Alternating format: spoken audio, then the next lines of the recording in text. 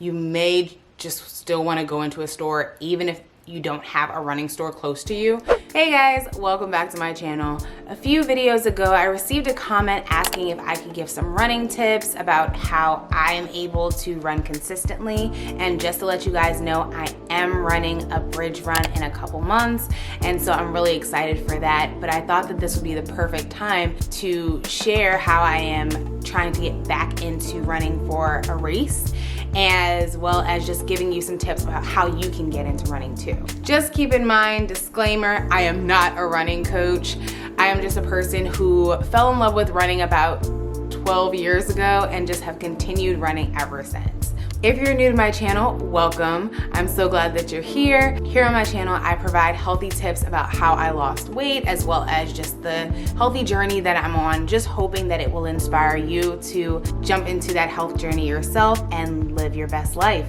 And if you're trying to figure out if running is good for you, you don't know where to start, I hope this video is really helpful in just giving you some beginner tips that really get you started into taking that first step. If you like this video, don't forget to give it a thumbs up, as well as leaving a comment below just telling me any other videos that you would like to see on my channel. And don't forget to subscribe too. Really trying to grow the family, and I'm just glad that we're all here to support each other as we're just trying to live our healthier lives. Without further ado, let's jump into these tips. So the first thing that you need to think about when it comes to your running stance is your lower body, of course. Make sure that you are not running on the heels of your feet.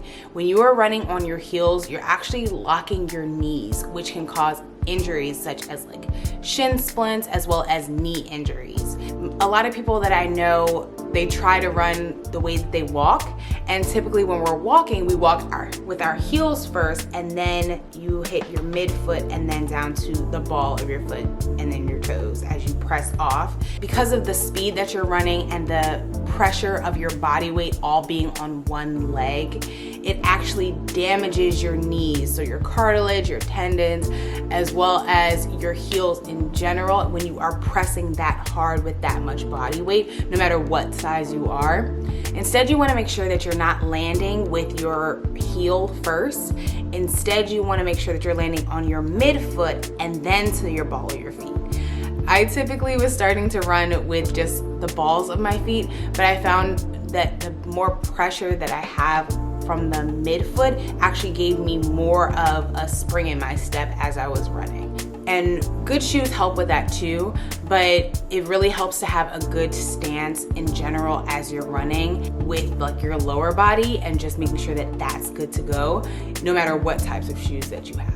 And so next I want to jump into the upper body. With your upper body, you may not think that it's actually valuable, but your upper body stance is really important when you're running as well. Even though you're not actually touching anything as you're running, and you're not really using your hands for anything tactical, it's really important for you to be aware of how your hands and your upper body in general are positioned so that you can be running in the most comfortable way as well. You want to make sure that with your upper body you have good posture, meaning that your shoulders are back and you are relaxed in a neutral neck.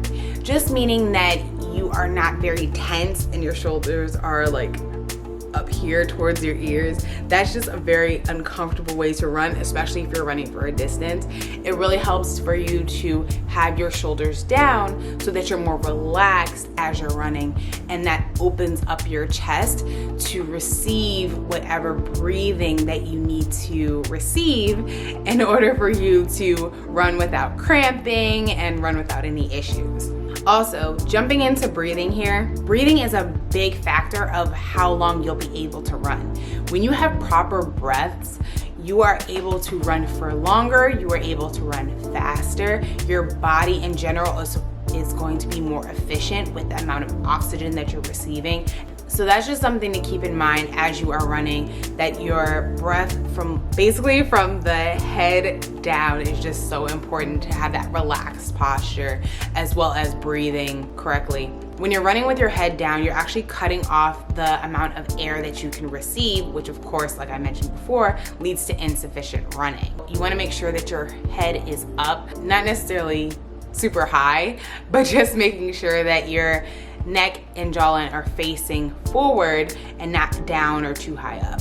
It just allows for that efficient breathing to help you run at your best. Now, when I started running, I was running very, very slowly. I found that interval training really helped me to jump into running easier. With my intervals, I jogged for about 1 minute and then walked for 4 minutes. Walking for 4 minutes allowed me to recover mentally as well as physically so that I could be ready for my next interval of running. With that jogging, walking split, I did that for about 30 minutes. And so that was a full workout for me as far as cardio is concerned. And it was easier for me to get more comfortable on a treadmill as well as running outside with that type of intervals. Now, when jogging for a minute became very comfortable for me, then I started to run for longer and walk for a shorter period of time, but still doing intervals. What I didn't realize at the time is that interval training is so good for weight loss. I had no idea. It was just something that I thought would be really comfortable for me because I could not run for 30 minutes. With my journey with running, I found that it was easier for me to stick to this as a main exercise for me if I was doing different types of challenges. And that's how I got into racing. I definitely am not one of the people that is like the first to cross the finish line, but I am a person who is challenging myself and I'm going at faster speeds because of these races. The energy from being in a race is just so amazing. I love receiving medals. They are just such a good motivator too. Being in that type of environment where everyone is on these runner's highs and everyone is just supporting each other in a race environment, like everyone's cheering each other on. If a person looks tired, like a complete stranger will help you and motivate you along so that you can keep going. And that's why I've been addicted to running. If you are looking for a challenge, like run a 5K, if you're thinking about running a 5K and you've never run before, there is a Couch to 5K training app that is really, really good. You can also just try to get started by just walking first and seeing how the environment is. There are so many 5Ks that are opening back up. There's also the option to do them virtually, but I'm telling you now, virtually doesn't give you the same type of camaraderie that comes with being physically at a race. But whatever is comfortable with you, like, please do that. I also want to dive into the equipment that is really, really important as you are trying to become a runner. First, we want to start off with your shoes. I love Brooks running shoes. They are so comfortable. Brooks running shoes are made to give lots of cushion, lots of support. I am not a person who can run in minimalist shoes. I guess I just run too hard. My feet just have so many blisters after running in them. I've tried them, they are just not for me. If you're trying to find out what shoes work best for you, please go to a running store. They're so helpful in giving you knowledge about like different types of gear, as well as fitting you properly for a good shoe. A good running store will have you try on the shoes. They'll have you either run around the block or have you run on a treadmill so that they can watch you and see how you're running. From going to a running store, I found out that I'm a person that overpronates, just meaning that when I'm stepping, I am stepping on the outside of my foot and then my foot turns in. That also means that I am more prone to any sort of ankle injury, but I'm also wearing down my shoes harder on that side or harder on the outside of my shoes. If you're trying to figure out how it is that you step, look at the bottoms of your shoes. Where is the shoe more worn down? For me, my running shoes are always more run down on the sides, but that's just like an easy way for you to try to figure it out. They also help you to find out if you need any insoles. They typically recommend you getting insoles. Some running insoles are really expensive, like $50 a pair, and they say that they last a long time. I'm still trying to figure that part out. I've really liked the Dr. Scholl's athletic insoles, which are about 20 to 25 bucks. I will say that if you're just trying to figure it out though, you may just still want to go into a store even if you don't have a running store close to you, because just trying out running shoes and then sending them back is just tough. Oh, bonus tip, don't forget to buy those running shoes a half size bigger than your true size of your shoe, because your feet actually swell. I did not realize that. all of the pounding that you're doing with running, especially for a long distance, your feet start to swell as your feet are pushing against the top of your shoe. If you're wearing your true size, then your toes will actually hit the top of the shoe, which will cause like blisters, ingrown toenails. Your toenails can actually come off. That is just something to think about. Like as you're trying to buy shoes, please buy your shoes a half size bigger. On to the next piece of equipment. You also want to make sure that you have some sort of water source. I've seen different versions of water sources. So there are camelbacks, which is what I have. There's also little bottles that you can hold in your hand while you run. I've also seen where people have like fanny packs. That wasn't really the best for me. I don't like carrying anything in my hands when I'm running. I like for my hands to be free, as well as carrying anything around my waist. Just the bouncing for me is just really uncomfortable. I went with a camelback. If you think about it, like a camel holds water in their humps. That's more so the vision behind this product, is that you wear a backpack and it has the water tank in it. It has a straw, and so whenever I want to drink the water, I just drink it from the straw.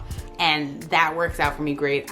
I've had a camelback for years. It's so much easier for me to have that rather than trying to carry something in my hand, at least for me. I would say that they aren't necessarily the cheapest either, but I've had the same one for years. I just wash it in the washing machine and it works out great.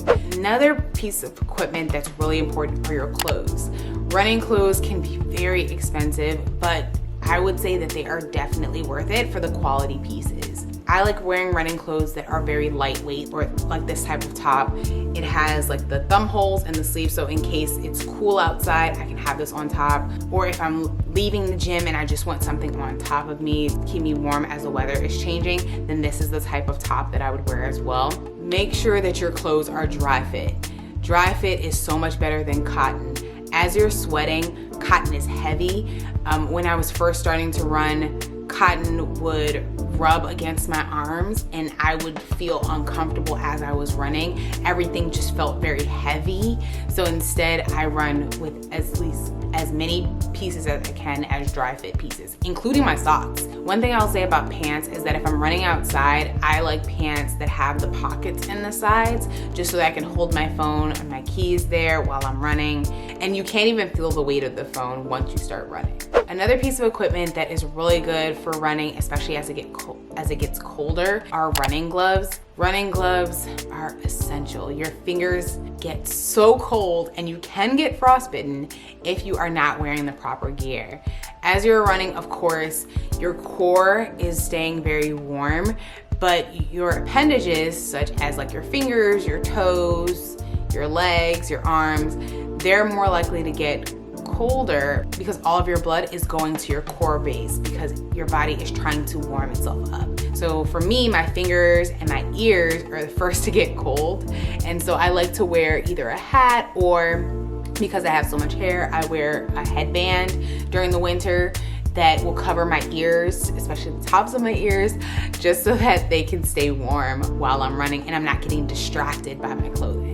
And another piece of equipment to think about is having a visor. I wear visors because they help to hold sweat. I can't really wear running hats unless I have my hair in a bun like this, and typically my hair isn't in a bun when I'm running. I just have it in the puff. Whenever I tried to wear hats, it would always smush my head or they wouldn't fit because I have so much hair. It was a mess. If you can find a visor, they typically have adjustable straps. I get a lot of mine from Dick's, and they're great quality. Wash everything in the washing machine and you're good to go. One of the best pieces of equipment that I love having are headphones.